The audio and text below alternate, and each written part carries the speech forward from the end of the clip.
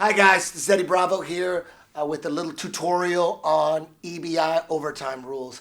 It's actually really simple. It's a lot like extra innings in baseball.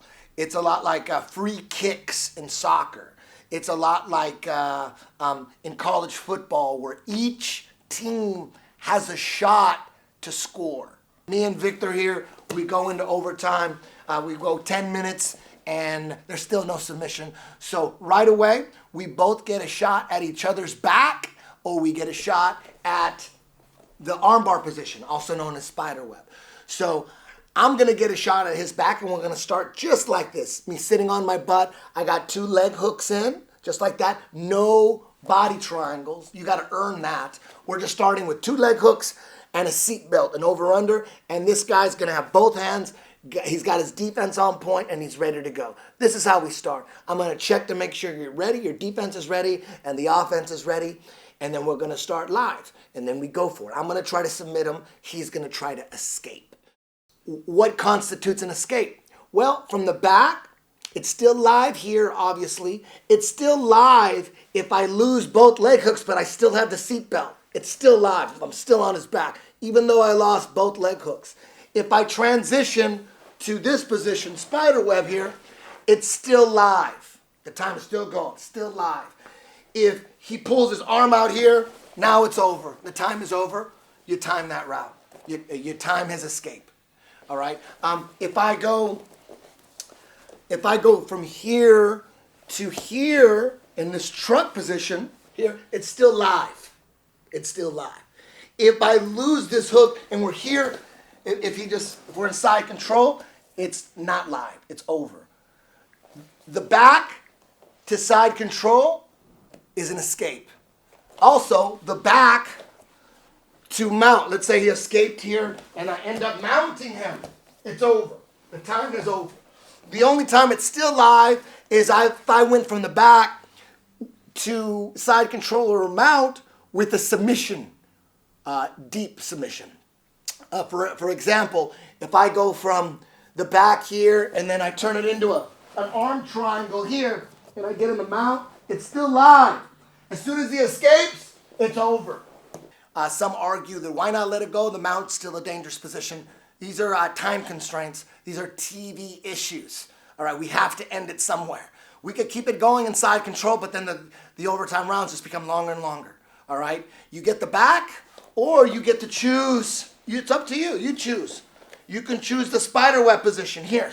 You can control the leg here. You could start just like this. You can hook here if you want. You want to hook here and start right here?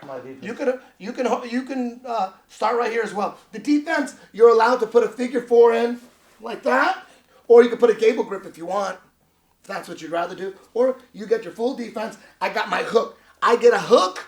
I can cross my feet and I can control this leg and we start from here. You can put either hook in. Doesn't matter to me. All right? You don't have to choose spider web. Those are the 2 choices. Spider web and the back. Everybody agrees that the back is the best position overall in all of jiu-jitsu. So that's what this is about here. We start here. All right? If I start in spider web here and I end up switching to a leg lock position here, it's still live.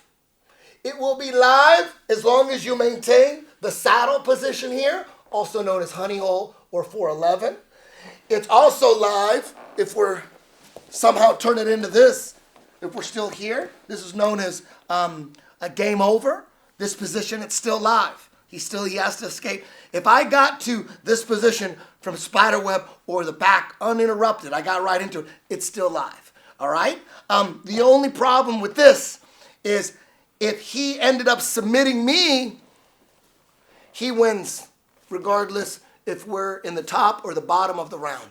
If, in other words, if the defensive fighter, if the guy on defense, doesn't matter if it's the bottom or the top of the overtime round, if he can submit me, let's say he's submitting me here and he got me in this leg lock and I tap, he wins, it's over.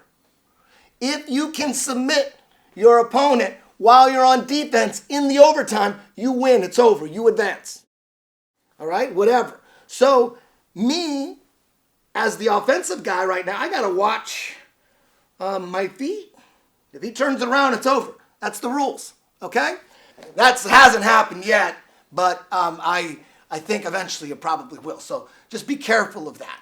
Remember, it's only live if I continue to have the seatbelt in. All right? Once I have double underhooks here, it's over. If you have double underhooks and you don't have hooks, it's over. All right? It's only live if I have the seatbelt. If I have both leg hooks in here and I have the other, it's live here. I got my leg hooks in.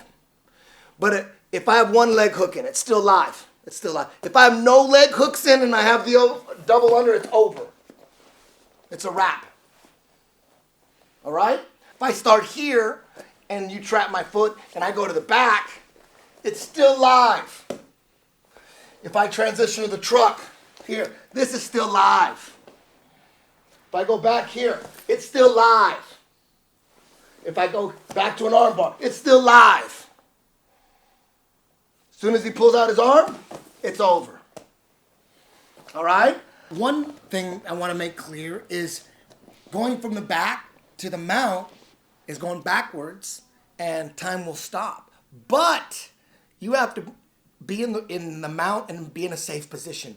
If you're being threatened at all, let's say we're here and he's about to turn to the mount, he's about to face me, and I put him in a triangle here, it's still live.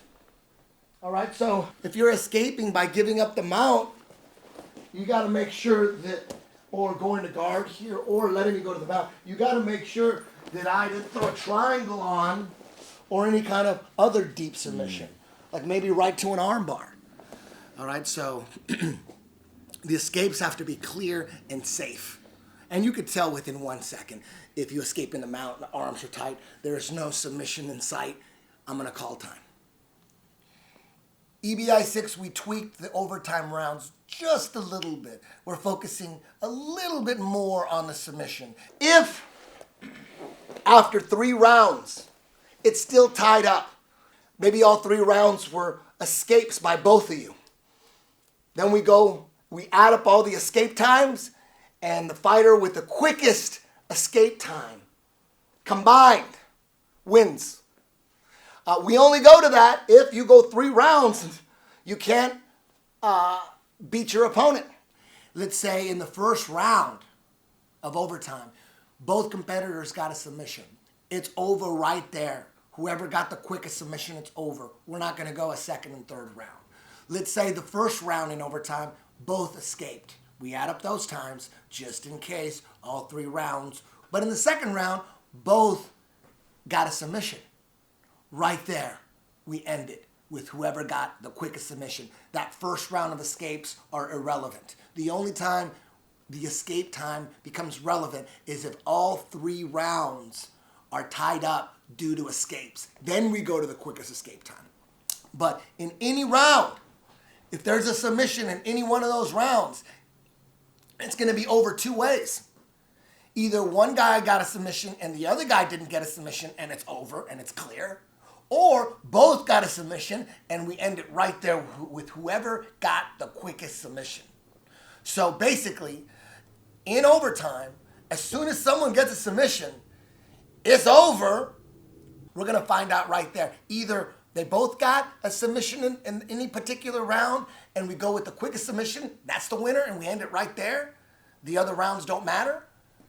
Or both got a submission and we go with the quickest submission in that round and it's over.